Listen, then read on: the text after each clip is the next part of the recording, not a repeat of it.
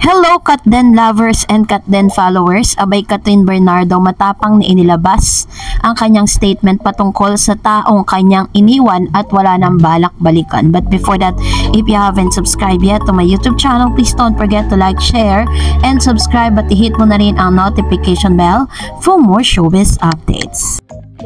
Of course, bago tayo magpatuloy sa ating updates for today's video, nais ko po muna magpasalamat sa lahat ng mga legit viewers, subscribers at ang lahat ng mga legit na nanonood, sumusubaybay sa lahat ng ating mga updates. Maraming salamat po sa palagian ninyong panonood. And for today's video, let's talk about this one dahil matapos nga na ilabas or matapos na i-launch ng AIA or A/A, parang ganun yun, no? Bilang newest ambassador si Miss Catherine Bernardo at Mama Min ng AIA na dati pong Film Life, ay may mga statement dito si Miss Catherine Bernardo. Yung kabuuan ng video na yan, mapapanood po ninyo doon po sa kanila pong platform na ginamit para po mapanood nyo yung ilan sa mga statement niya dito. At dito ay kinagulat ng ilang mga netizen ang pagiging transparent nito patungkol nga doon sa mga yung statement niya na nakaka-relate ang lahat dahil po doon sa pinagdaanan ni Miss Catherine Bernardo. Marami po ang pumuso sa kanya mga statement dahil tila baga talagang natuto na si Miss Catherine at ito ang isa sa mga ebidensya na wala na talaga siyang balak pambalikan yung kanyang ex, no? Sabi niya diyan, hindi masamang bigyan ng pagkakataon ng ibang tao yung hindi handang irespeto at alagaan ang pagmamahal na maibibigay mo. Ang mahalaga, wag mong hayaan na manatili ka sa isang cycle na paulit-ulit kang lang nasasaktan. So, kung matatandaan ninyo, nasabi rin po ni Miss Catherine Bernardo sa ilan sa mga interview niya during the promotion of Hello Love Again na talaga namang nag-trending at pinag-usapan sa social media.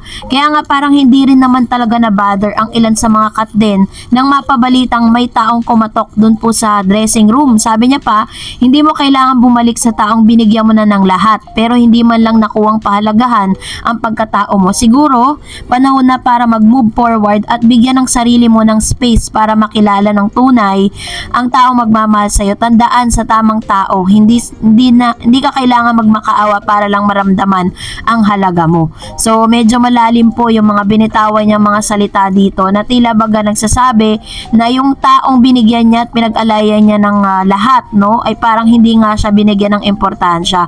Hindi mo kailangan bumalik sa taong binigyan mo ng lahat pero hindi man lang nakuhang pahalagahan ng pagkatao mo. Yan po yung ilan sa mga very talagang traumatic, no, na talagang statement ni Miss Catherine Bernardo na talagang it only shows na dumaan talaga siya sa too much pain. Although sinasabi naman niya na yung 11 years relationship niya doon sa kanyang past relationship ay wala po siyang any regrets kasi sabi niya nga hindi raw po magiging si Catherine kung ano man yung Catherine Bernardo na nakikita natin ngayon kung hindi doon sa 11 years relationship na pinagdaanan niya. Sinabi niya rin naman na naging colorful at naging masaya rin naman siya sa ilang parte ng kanyang buhay.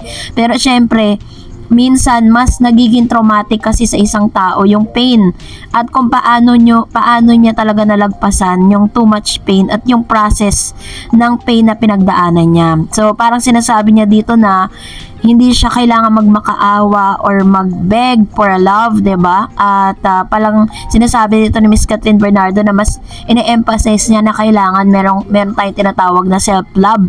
So yun po yung ilan sa mga statement ni Miss Catherine Bernardo sa publiko na talagang naging trademark dun po sa statement niya na yun. Kasi it only shows na ito po yung pambasag sa ilan sa mga Katniel fans na talagang nagpupumilit pa porket wala po tayo nakikitang mga magkasama si Catherine at Alden. At meron pang napabalitang pagkatok ng ex-boyfriend na pinapasok sa dressing room, umaasa tuloy ang mga Katniel fans with regards sa comeback nga ng Katniel. Pero dito sa statement na to, ito po yung powerful statement na binanggit ni Miss Catherine Bernardo during the interview na sinasabi niya talagang no turning back na talaga. Meron talaga siyang isang salita kasi katulad ng lagi kong sinasabi sa inyo, if ever po na si Miss Catherine ay babalik muli sa kanyang ex-boyfriend, parang kinain niya lahat na mga sinabi niya nung sila po ay nasa kakahiwalay lang, 'di ba? So medyo maraming mau-off sa kanya kasi parang nasa na yung credibility mo dun po sa mga naunang statement mo. Kaya naman very strong at talagang very parang piniryudan or nilagyan na ng tuldok ni Miss Catherine yung pass. So wala na siya talagang aasahan with Kat. So dahil dyan, masaya tayo mga Kat din because napakalaki ng chance ni Mr. Alden Richards. And for that, narito ang ilan sa mga komento ninyo. Unahan natin si Ma'am Evelyn Panta. Sabi niya, sana Miss Dars, magkaroon na uli sila ng pelikula hanggat namamayagpag pa yung kasikatan nila. Kat din forever. Miss ko na talaga sila makitang muli sa social media. So ganito po yung kanyang komento with regards to this. And talaga namang isa sa mga inaasahan natin mga Kat din na sana nga this year 2025 is it's either teleserye or pelikula ang ilalabas po nila sa sa publiko, kasi yun po yung promise ni attorney Annette Gozon, And sabi ni Ma'am Shisuling, salamat much kababayan Miss Stars sa update video content of our lovely Kat Alden, Queen King of Philippine entertainment industry. Thumbs up. Thank you Ma'am Shisuling Floresca sa inyo pong komento, At palagian po ninyong pagsubaybay sa mga updates po natin with regards to Katrina and Alden Richards. And as of this moment po, is busy si Alden Richards. May mga nilabas po siyang mga photos na bagong photos po nila na kung saan ay siya po ay nirepresent ng bench. Sabi po ni Miss Virgie Pamposa. Hi Ma'am Dars, thanks again for Kat din updates. Wow, first appearance sa 2025. Grabe, ang ganda ni Miss Catherine. Bumata siya lalo, Miss Billionaire Queen Kat din forever. Ayan. Actually, yun very unpredictable po yung paglabas yan. Wala pong nakahula na lalabas nga siya doon po sa isang promotion or kick-off sales. Kasi lahat ng mga nandun, mga agent po yun ng Film Life. 'Di ba? At talagang sinuportahan po nila yung event na yun. Sabi ni Miss Elizabeth, congrats Kat din, more blessing to come. Movie, gawa uli kayong dalawa. Good job Kat din. I love you both. Ayan. Thank you Ma'am Elizabeth Doroha. Ayan, thank you so much.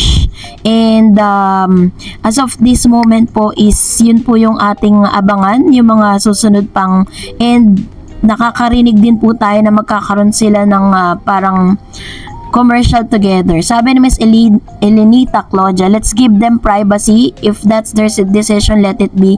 As long as they so sweet to each other, maybe they have their own moment. We'll just wait and see. Kat din forever. Sabi ni Miss Corazon, let's give Kat din privacy. They need let's be patient na lang and wait. Luke, Coco, and Julia, 3 na anak bago unti-unting nagpakita ng photos nila. Yung 3 nga po nilang anak na sinasabi po, 'di ba? Kasi parang yun yung chismis sa social media. Kaya si Coco Martin, as much as possible, ayaw niya po nagpapa-interview pagdating po sa personal nilang buhay kasi ayaw nila mapagpiestahan.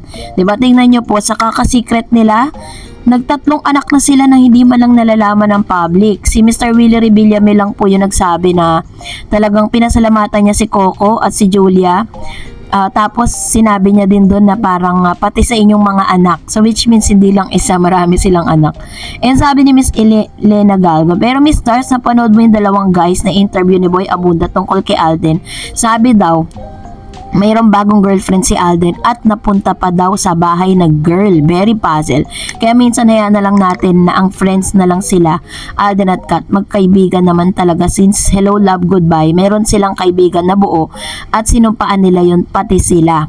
Ma'am, si Elena Galgo, alam ko po yung sinasabi niyo, mga po yun, mga DJ po sila. At ang tinutukoy po nung DJ na yon is walang iba kundi si Miss Catherine. Kung napanood niyo po yung buong video, kasi baka ang napanood niyo lang is slice na video na po ng interview na yon with Mr. Boy Abunda.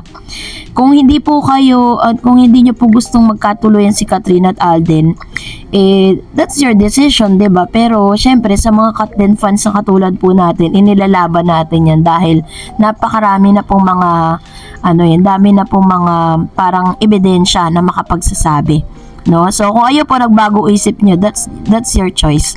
Sabi ni Miss Elenita Claudia, let's give them privacy. If their decision, let it be. As long as they're so sweet to each other, maybe they have their own moments. We'll just wait and see Kat din forever. Thank you so much.